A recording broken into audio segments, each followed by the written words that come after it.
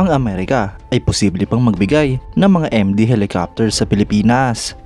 Ito nga po mga idol ay dahil sinusuportahan ng Estados Unidos ang ginagawang militarization at modernization program ng ating bansa.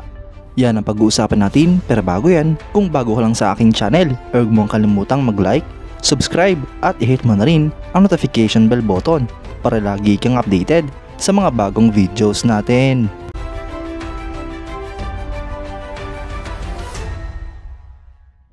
Ang Estados Unidos mga idol ay nangakong susuportahan ang militarization at modernization program ng AFP.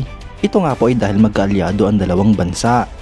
At dahil nga po sa pagsuportang ito ay kasama nga po dito ang pagbibigay ng Estados Unidos ng mga military assets sa Pilipinas. Ilang halimbawa na nga po dyan ang mga fixed wing at rotary assets na nauna nang binigay ng Estados Unidos. At dahil patuloy pa nga rin po ang pagsuporta ng Amerika sa Pilipinas, ay posible pa nga pong magbigay ang Estados Unidos ng mga military helicopters sa ating bansa. Ang pinaka-latest nga po mga idol, ang mga MD helicopters MD-500. Ito nga po ay isang American family ng light utility civilian and military helicopters. Ito nga po ay dinevelop mula sa US-500, isang civilian version ng US Army's OH-6A Cauchy. Meron nga din po itong iba't ibang series, kabilang na ang MD-500E, MD-520N at MD-530F. Ang helicopter na ito mga idol ay unang lumipad noong February 27, 1963 at na-introduce naman noong 1967. Sinimulan nga po itong i-produce noong 1967 hanggang sa kasalukuyan at meron na nga pong mahigit sa 4,700 units ang mga nagawang ganito.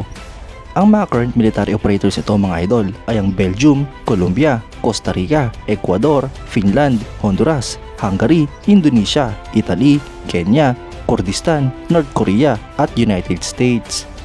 Ang helicopter nito mga idol ay pinapalipad ng dalawang crew at may capacity pa nga po ito para sa dalawang pasahero. Ito nga po ay may habang 9.2 meters, height na 2.4 meters, empty weight na 557 kilograms at maximum takeoff weight na 1,225 kilograms. Ang power plant naman ito mga idol ay isang Allison T63 A5A turboshaft engine. Ang main rotor diameter nito mga idol ay 8.03 meters habang main rotor area naman ay 50.59 square meter. Para naman sa performance mga idol ay meron nga po itong maximum speed na 240 km per hour, cruise speed na 240 km per hour din, range na 330 nautical miles, fair range na 1,354 nautical miles, at service ceiling na 4,800 meters.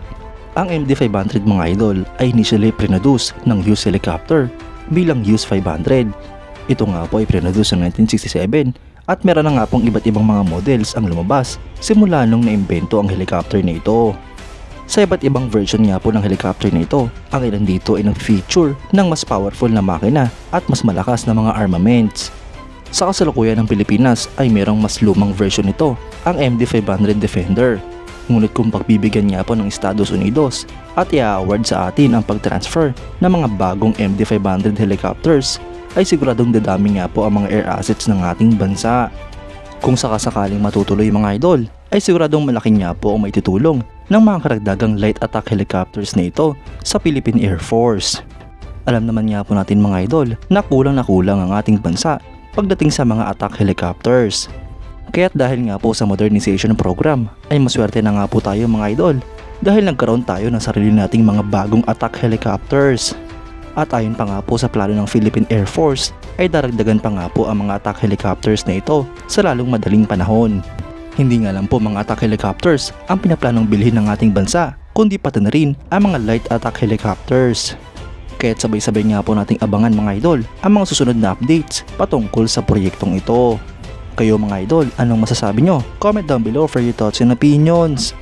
At yan nga lang po ang pag-uusapan natin ngayon mga idol. Maraming salamat sa panonood. Huwag nyo rin kalimutang mag-like at subscribe bilang suporta sa ating channel. Mabuhay kayo mga idol!